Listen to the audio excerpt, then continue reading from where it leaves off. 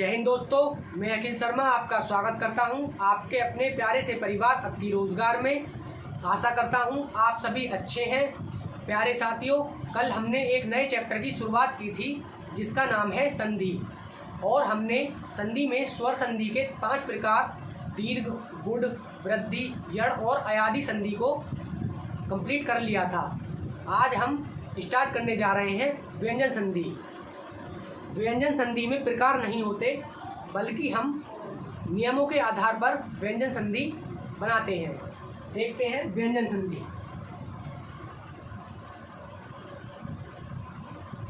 व्यंजन संधि को हम व्यंजन प्लस व्यंजन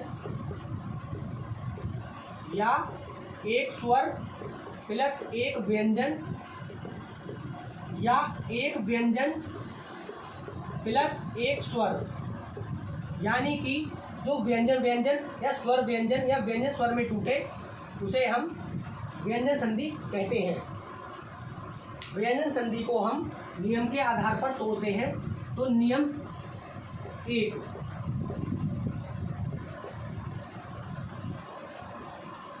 1 कहता है, हमने व्यंजन पढ़े थे जैसे कै, खे, गे, घे, अंगा, चे, छे, जे, झे, अइया, टे, ठे, डे, भे, अड़े, ते, थे, दे, धे, ने, पे, फे, वे, भे और में, यानी कि ये पहला वर्ग और ये दूसरा और ये तीसरा, चौथा और पांचवा। तो नियम 1 के अनुसार तीसरे वर्ग को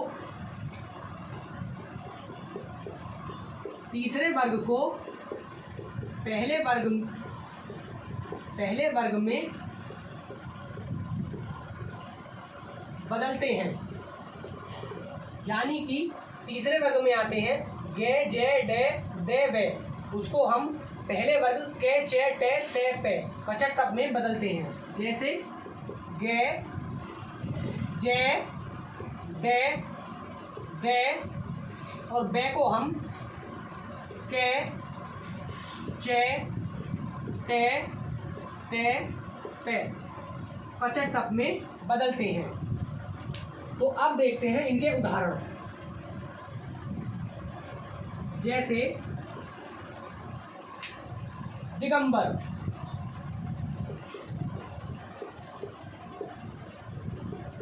जैसे कि मैंने बताया कि नियम 1 के अनुसार तीसरे वर्ग को हम पहले वर्ग में बदल देते हैं। तो तीसरे वर्ग का एक अक्षर है गे, तो हम गे को के में बदल देंगे, तो ये हो जाएगा दिक प्लस अंबर,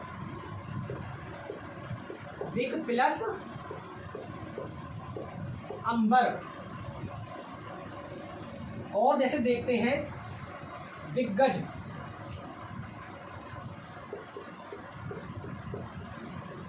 दिग्गज को हम दिक प्लस गज में तोड़ देंगे,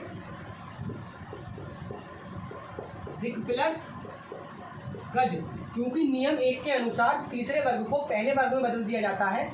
तो हम उसे इसी प्रकार तोड़ रहे हैं। जैसे और देखते हैं आजादी, यानी कि इसमें तीसरा वर्ग है जय, और जय को हम जय में तोड़ देंगे, तो ये हो जाएगा अच प्लस आदि।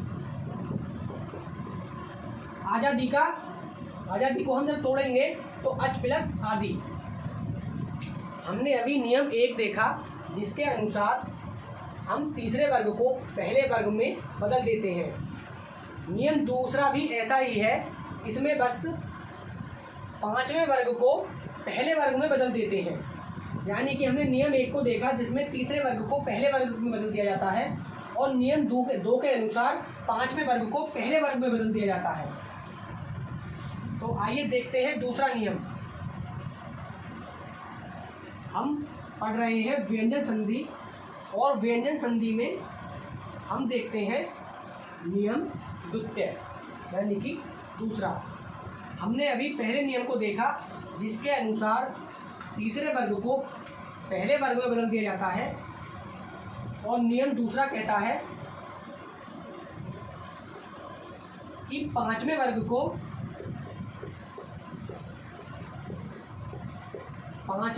को पहले वर्ग में बदल देते हैं।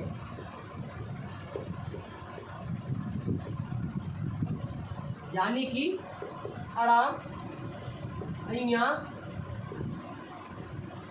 अंगा, अइया, अड़ा, ने और मैं को हम के, चे, ते, ते, पे, कचट तप में बदल देते हैं। जैसे उदाहरण के तौर पर देखते हैं, हम नियम 2 पढ़ रहे हैं जिसमें पांचवें वर्ग को पहले वर्ग में बदल दिया जाता है। उदाहरण के तौर पर देखते हैं षडमुख,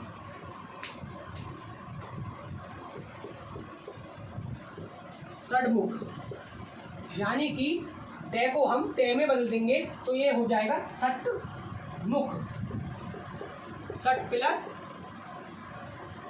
मुख। और उदाहरण देखते हैं जैसे, यानी कि पांचवें वर्ग को पहले वर्ग में बदल देंगे तो हम देखते हैं जगन्नाथ, यानी कि ने को हम ते में बदल देंगे तो ये हो जाएगा जगत प्लस नाथ, जगन्नाथ। और हम देखते हैं तन्मय, ने को हम ते में बदल देंगे तो ये हो जाएगा तत् प्लस मय, तत् प्लस मय। अभी तक हमने, अब हम पढ़ रहे हैं व्यंजन संधि। व्यंजन संधि में हम पहले नियम के अनुसार तीसरे वर्ग को पहले वर्ग में बदल देते हैं, और नियम 2 के अनुसार पांचवें वर्ग को पहले वर्ग में बदल देते हैं। अब नियम 3 की बात करते हैं।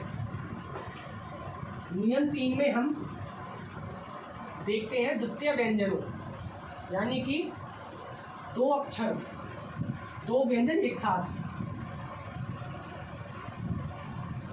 जहां पर आधा च या पूरा छ आ जाता है, या आधा ज पूरा ज एक साथ आ जाते हैं, उनको हम आदि को कैसे तोड़ते हैं देखते हैं। नियम 3,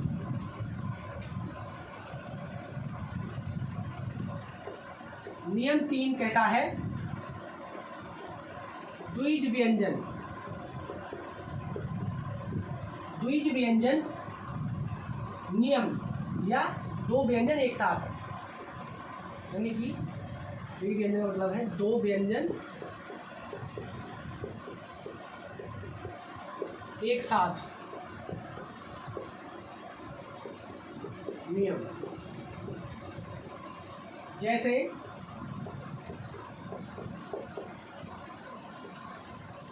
इसमें आधे व्यंजन को आधे ते में तोड़ देते हैं, यानी कि आधे अक्षर को, जैसे इसमें लिख सकते हैं हम नोट करके, आधे अक्षर को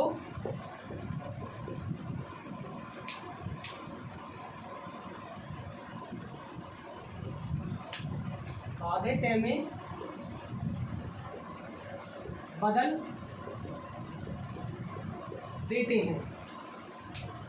जैसे उदाहरण के तौर पर उच्चारण,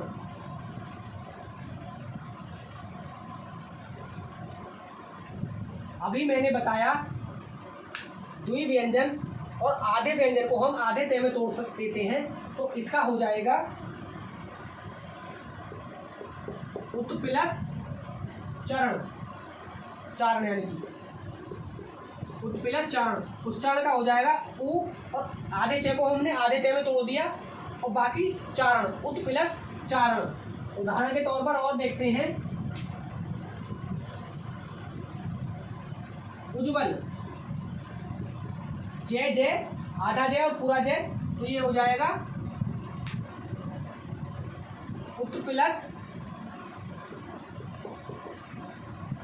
जवल, उज्ज्वल, यानी कि उत प्लस ज्वल। और देखते हैं जैसे जगन्नाथ, जगन्नाथ, और जैसे कलीन, तो आधे में टूटेगा, आधे तय को आधे तय में, तो ये हो जाएगा कथ प्लस लीन। और एक और हम देखते हैं जो इम्पोर्टेंट है हमारे इससे, जैसे उदाहरण,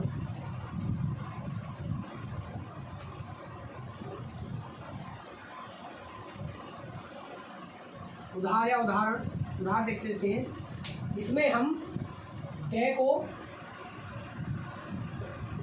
तय में और छः को है में, धय को है में बदल देते हैं, तो इसका हो जाएगा, जैसे कि उदाहरण तय और धय आ रहे हैं, तो इसका हो जाएगा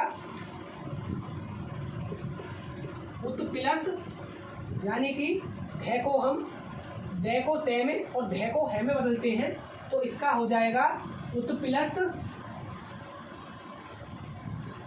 हार, यानी कि दय और धय, दय को हम तय में और धय को है में बदलते हैं, तो दय का यहाँ पे हो जाएगा तय और धय का हो जाएगा है, यानी कि उतहार। ये इंपॉर्टेंट है।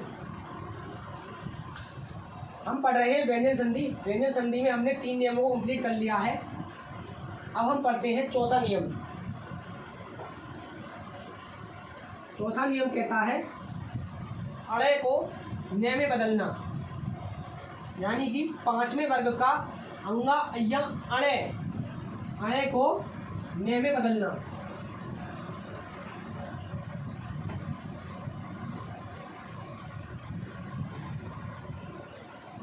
हम पढ़ रहे हैं नियम 4।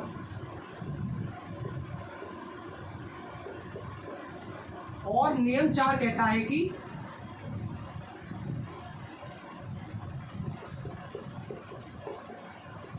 अणे को ने में बदलते हैं। जैसे जहां भी अड़े आ जाएगा उसे हम ने में बदल देंगे।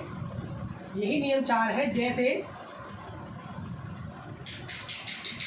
हम देखते हैं परिणाम,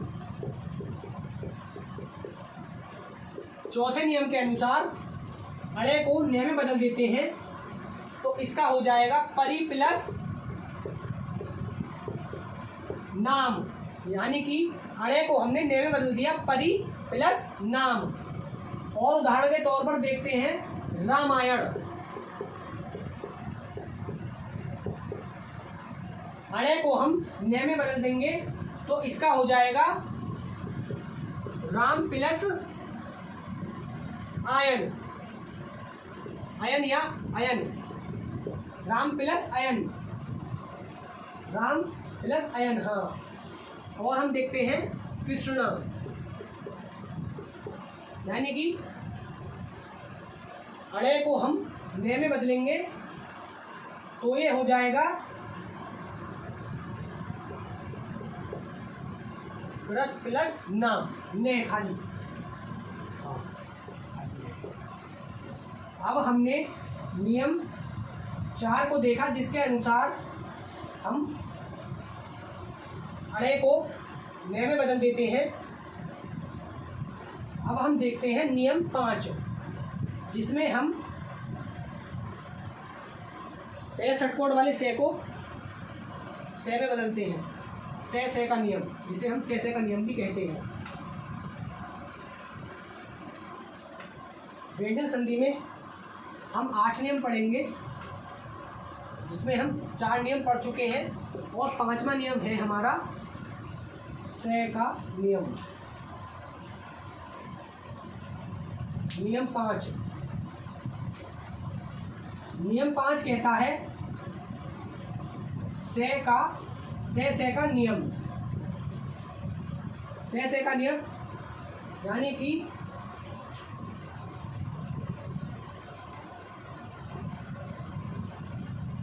से को से में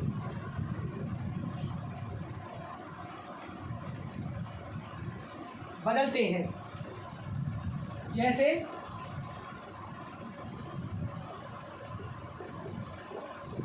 यानी कि जहां भी ऐसा से आएगा, से षटकोण वाला, उसे हम से में बदल देंगे। जैसे परिषद, यानी कि नियम 5 के अनुसार से षटकोण वाले से को हम से में बदल देंगे तो ये हो जाएगा परि प्लस सद, क्योंकि यहाँ पर से षटकोण वाला से है उसे हमने से में बदल दिया। जैसे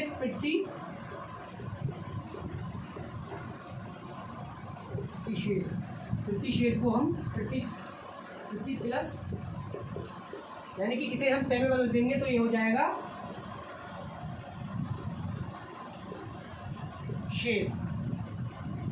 हमें ध्यान रखना है कि से षटकोण वाले से को हम से में बदल देते हैं।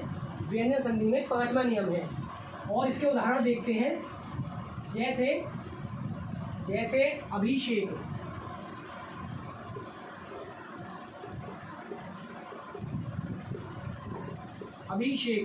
अभिषेक में हम देखते हैं अभि प्लस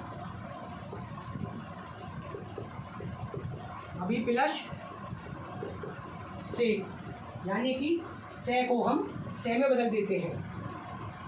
अब देखते हैं हम नियम 6, और नियम 6 है हमारा अंकी बिंदी को में बदलना, यानी कि अनुस्वार को में बदलना।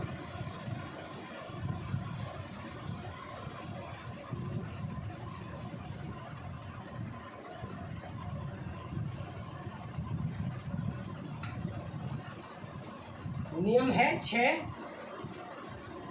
अनुस्वार को में बदलना।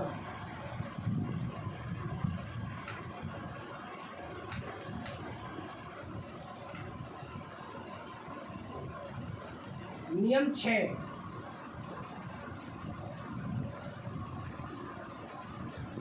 6, कहता है अंकी बिंदी को में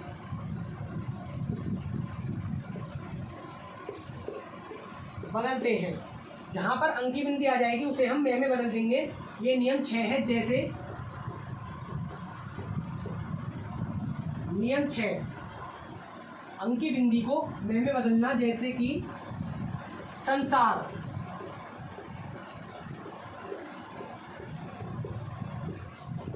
संसार में अंकी बिंदी है, इसे हम में बदल देंगे तो ये हो जाएगा सम प्लस, यानी कि अंकी बिंदी को हमने में बदल दिया, सम प्लस सार, क्योंकि अंकी बिंदी को में बदल देंगे तो सम, अंकी बिंदी में हो गई, सम प्लस सार, ठीक है। और जैसे हम देखते हैं संचय, जहां पर अंकी बिंदी हो, यानी कि सम प्लस च, अंकी बिंदी को में बदल दिया तो सम प्लस च। जैसे संकलन, अंकी बिंदी को में, सम प्लस कलन, अंकी बिंदी को में बदलना ही 6वां नियम है हमारा। जैसे अंकी बिंदी और सन्यासी, अंकी बिंदी को में बदलेंगे, अंकी बिंदी को में प्लस न्यासी, सम प्लस न्यासी, सन्यासी। नियम 6 हम पढ़ चुके हैं। नियम 7 वेरी इंपॉर्टेंट है। तो नियम 7 है चे और 6 का नियम। तो पढ़ते हैं नियम 7, चे 6 का नियम। चे 6 का नियम इंपॉर्टेंट है। नियम 7, और नियम 7 है 6 और 6 का नियम। यह नियम दो प्रकार से टूटता है, एक बार 6 और 6 नो चेंज, और एक बार इसमें हम क्या परिवर्तन करते हैं देखते हैं। पहले देखते हैं 6 6 नो चेंज वाले नियम को। तो इसके अनुसार जैसे एक वर्ण लेंगे जिसमें हम 6 6 नहीं बदलेंगे, जैसे परिच्छेद।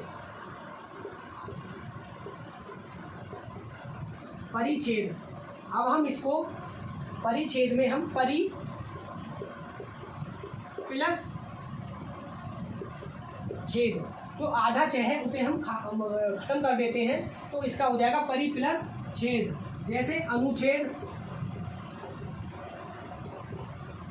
अनुच्छेद में भी अनु प्लस 6 को खत्म कर दिया और अनुच्छेद। ऐसे ही विच्छेद, इसमें हम 6 को खत्म कर देंगे तो ये हो जाएगा बी प्लस छेद। यानी कि हम पढ़ रहे हैं नियम 7 6 6 का नियम। एक बार ये 6 6 नियम दो प्रकार में विभाजित है, 6 6 नो चेंज। तो 6 6 में हम जब नो चेंज वाला नियम पढ़ते हैं तो इसको हम 6 को खत्म कर देते हैं और बाकी परि प्लस तोड़ देते हैं बीच में से, परि प्लस छेद। जैसे एक और उदाहरण देखते हैं, वृक्ष छाया, वृक्ष इच्छा, वृक्ष छाया, तो ये हो जाएगा वृक्ष प्लस छाया, वृक्ष प्लस छाया। क्योंकि इसमें हमने 6 को खत्म कर दिया तो वृक्ष प्लस छाया हो गया। जैसे परिच्छेद में हमने परि प्लस छेद, 6 को हमने खत्म कर दिया। अब हम देखते हैं नियम दूसरा, जिसमें हम 6 6 को चेंज करेंगे।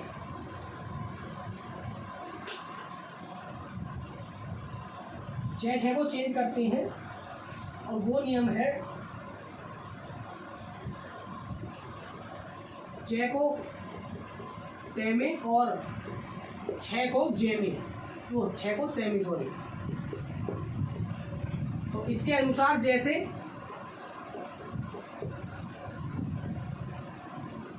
हमने अभी देखा कि 6 6 का पहला नियम जो देखा था हमने नो चेंज वाला, उसमें हम 6 को खा जाते हैं, मतलब 6 को खत्म कर देते हैं। और अब हम दूसरा नियम देख रहे हैं कि 6 को हम ते में और 6 को से में बदल देते हैं। तो इसका उदाहरण है उच्च समास। उच्च बास का हो जाएगा उच्च प्लस श्वास, उच्च प्लस समास, यानी कि आधा से, सॉरी, उच्च समास, उच्च प्लस समास, सही है। यानी कि 6 को हम, इस वाले 6 को हम आधे ते में बदल देंगे और इसको 6 को से में बदल देंगे, तो हो जाएगा उच्च प्लस श्वास। यानी कि और उदाहरण देखें तो सत्य छाया, सत्य सास, तो ये हो जाएगा सत्य प्लस शास्त्र, सत्य प्लस शास्त्र। जैसे एक और उदाहरण देखें, जैसे जैसे जैसे जैसे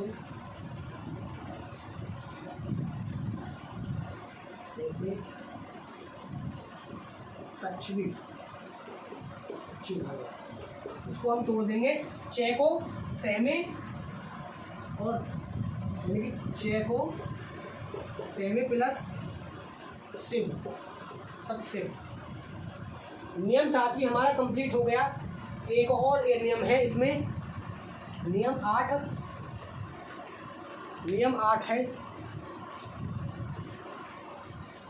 नियम 8 को पढ़ने के बाद हमारी व्यंजन संधि कंप्लीट हो जाएगी। फिर हम बात करेंगे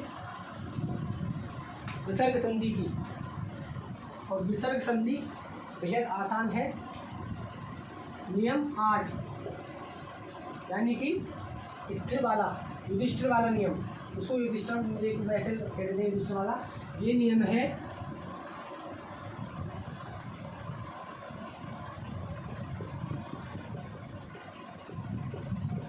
वाला नियम। इसमें हम आधे शय और आधे घय को बदलते हैं। आधे शय को हम शय और ठ को हम ठ में बदलते हैं। इसके उदाहरण है जैसे युधिष्ठिर, युधिष्ठिर,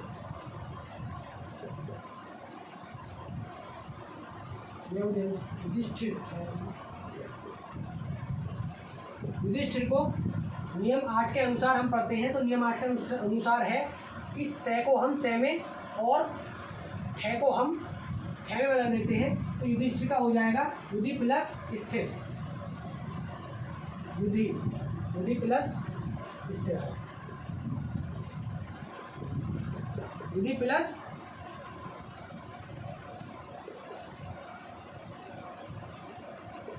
स्थिर। यानी कि स को हमने स में और ठ को हमने ठ में बदल दिया। तो इसका एक और उदाहरण देखें।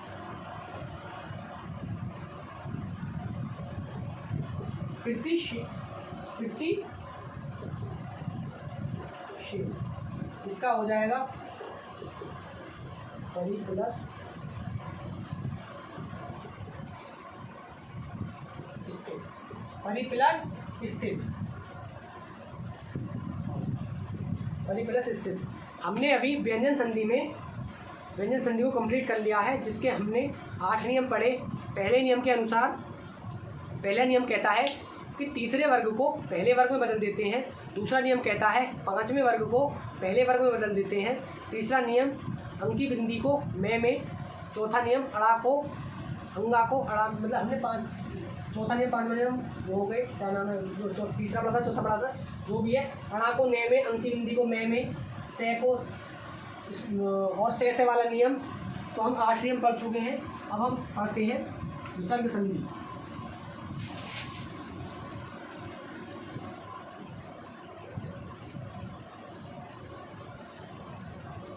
विसर्ग संधि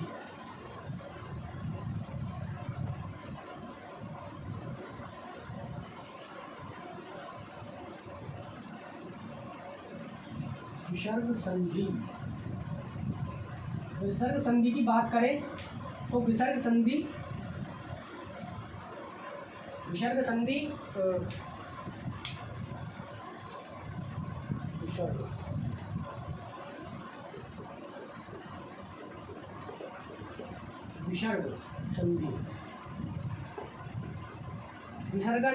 का निशान ये होता है। और विसर्ग संधि, यह संधि लोक नियम पर आधारित है। यानी कि ऐसे लिख सकते हैं, यह संधि लोक नियम का पालन करती है।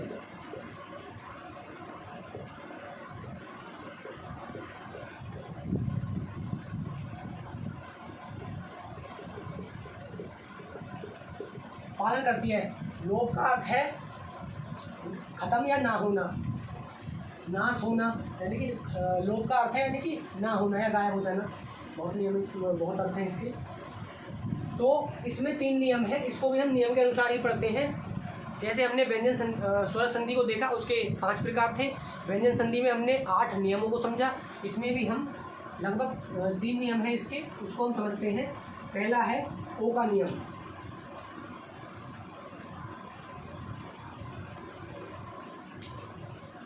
नियम 1,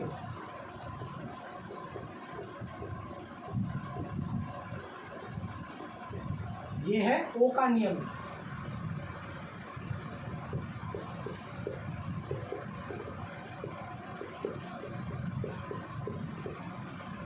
ओ का नियम इस प्रकार है, जैसे उदाहरण में हम जहाँ पर भी ओ आ जाएगा उसके स्थान पर विसर्ग आ जाएगा। और बाकी जैसे टूटता है जैसे हम संधि विच्छेद करते हैं वो कर लिया जाएगा। तो देखते हैं, जैसे उदाहरण के तौर पर समझते हैं। जैसे मनोरंजन,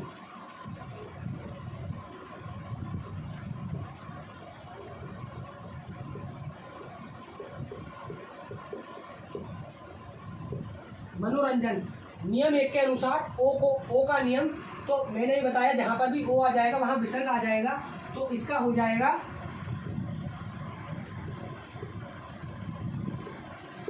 मन प्लस रंजन, क्योंकि ओ के स्थान पर विसर्ग, तो ओ के स्थान पर विसर्ग हो गया तो मनो प्लस रंजन का हो गया मन प्लस रंजन। जैसे मनोदशा, तो इसका हो जाएगा मनो प्लस दशा, ओ के स्थान पर विसर्ग। जैसे तपोभूमि, यानी कि ओ के स्थान पर विसर्ग।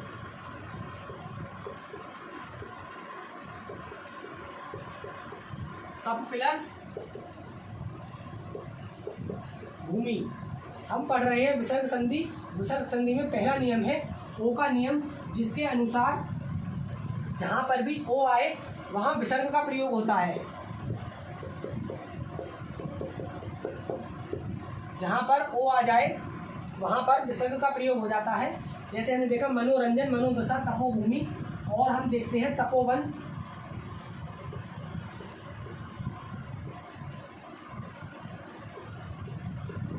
तप विसर्ग प्लस वन, यानी कि ओ के स्थान पर विसर्ग, तो ये हो जाएगा तपोवन। नियम एक कंप्लीट हो गया। अब नियम 2 देखते हैं।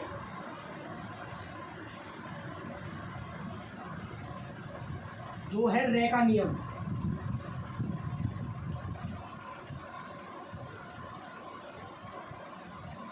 नियम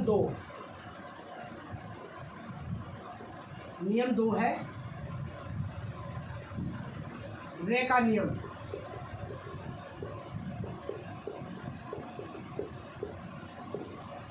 यानी कि रे के स्थान पर विसर्ग। जैसे जहां पर भी रे होगा वहां विसर्ग आ जाएगा। जैसे दुर्गम, तो दुर रे ऊपर वाला रे प्रूफ है इसमें, तो इसमें रे के स्थान पर विसर्ग आ जाएगा दुर्गम, तो ये हो जाएगा दु विसर्ग प्लस गम, यानी कि रे के स्थान पर विसर्ग दुर्गम। जैसे दुर्जन, तो ये हो जाएगा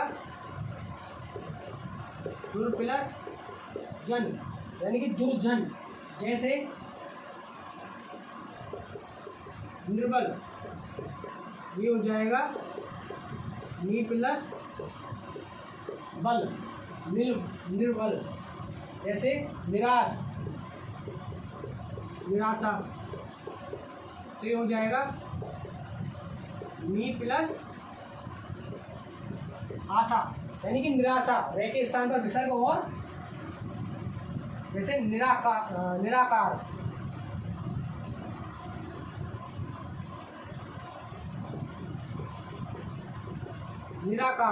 निराकार का हो जाएगा नी विसर्ग प्लस आकार, निराकार का हो जाएगा नी विसर्ग प्लस आकार। यानी कि हमने विसर्ग संधि में नियम 1 को देखा, जिसमें ओ के स्थान पर, ओ का नियम था ओ के स्थान पर विसर्ग। रे का नियम दूसरा है रे के स्थान पर विसर्ग। अब हम देखते हैं नियम तीसरा, तीनों से के स्थान पर विसर्ग का प्रयोग, जिसे हम से का नियम भी कहते हैं। नियम 3 है तीनों से, यानी कि शे।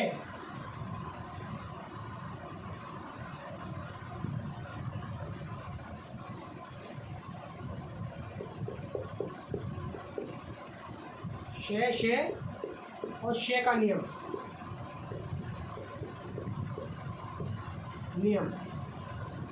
जहाँ पर भी से होगा वहाँ विसर्ग। जैसे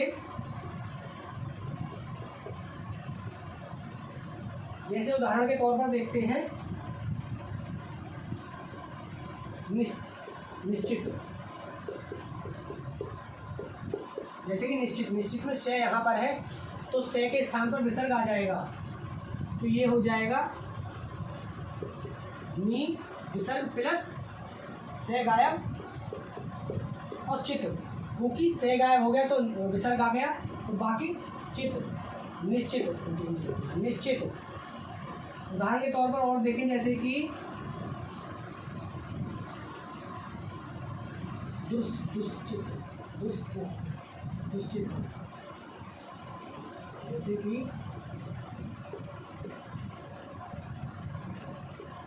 दुश्चरित, यानी कि इसमें हो जाएगा दू प्लस चरित, दू विसर्ग प्लस चरित्र। जैसे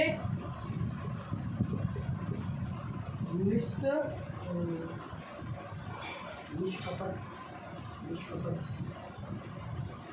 जैसे देखते हैं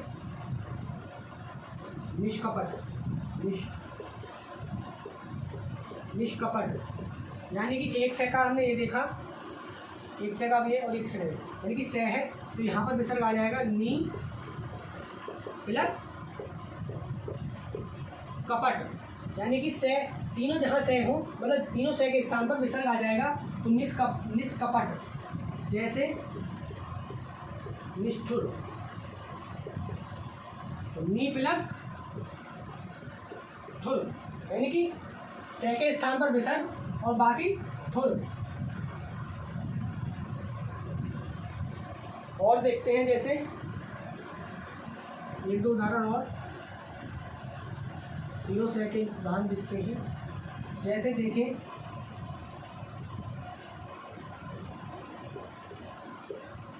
दुष्तर, तो यानी कि दू प्लस तर, यानी कि से के स्थान पर विसर्ग, तो दुष प्लस तर। जैसे मन स्थार, मन विसर्ग प्लस तार,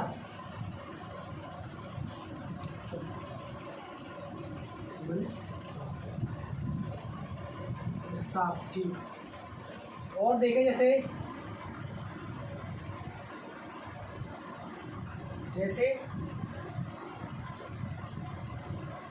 कि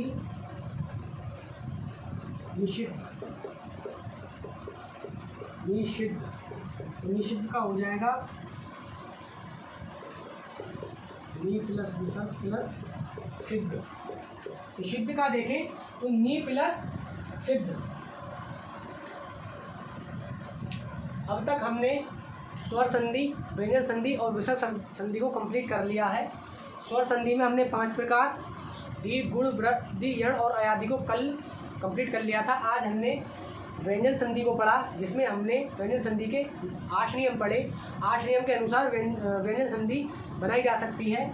और विसर्ग संधि में हमने देखा 3 नियमों को, ओ का नियम, से का नियम, और एक और नियम था, वो था रे का नियम। सॉरी, से का, तीनों से का, रे का और ओ का नियम।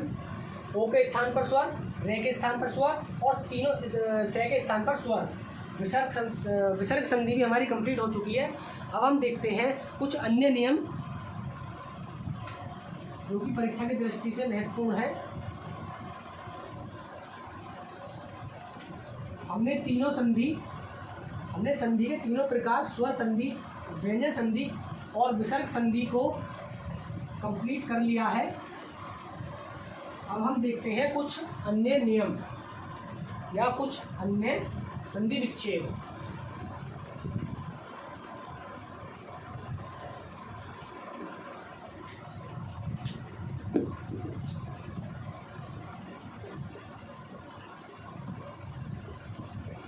कुछ अन्य नियम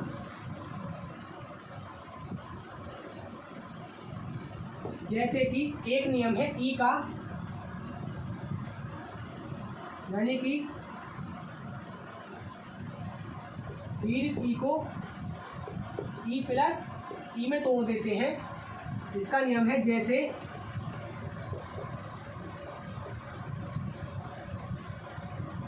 कि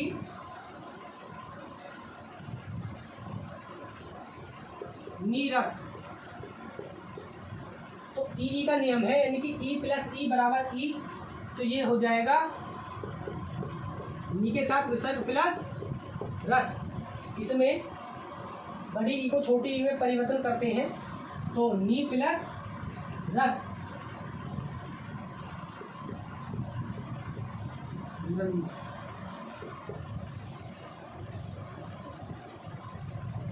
नी विसर्ग प्लस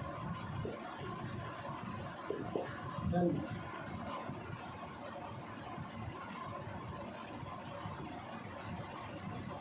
जैसे एक दो और देखते हैं।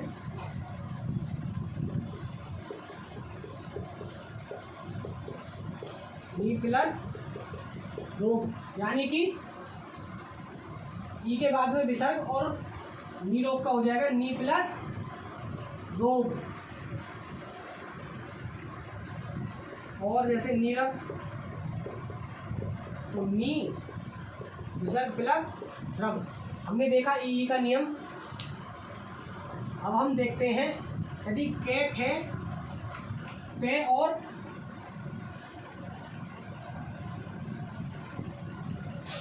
अब हम देखते हैं एक और नियम जो कि मैंने आपको वर्णमाला में पढ़ाया था।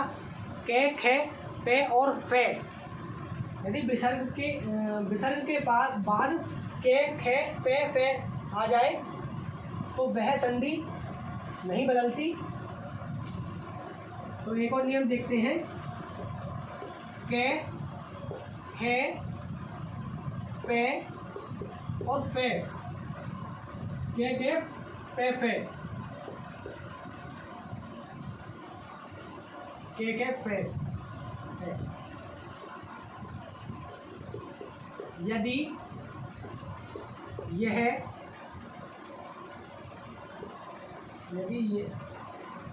यह अक्षर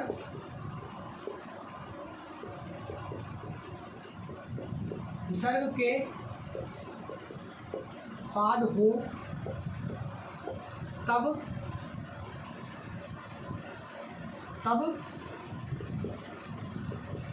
विसर्ग नहीं बदलता। जैसे उदाहरण देखेंगे, जैसे प्रतिदिन, उदाहरण के तौर पर देखेंगे जैसे प्रतिदिन या प्राप्त काल।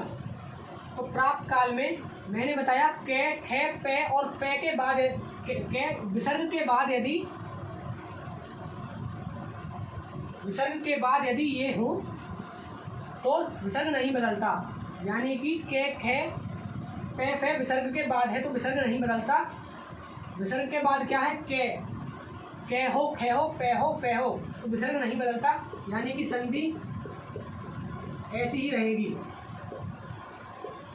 यानी कि इसमें बस जोड़ने का निशान लग जाएगा। बाकी प्राप्त जहाँ पर विसर्ग है, प्राप्त पर ही विसर्ग रहेगा और काल भी ऐसे ही रहेगा। जैसे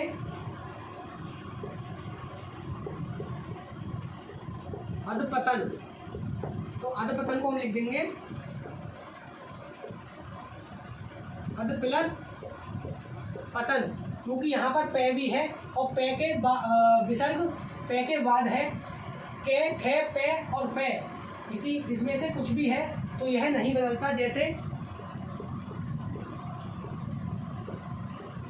अंत्यकरण, तो ये हो जाएगा अथे प्लस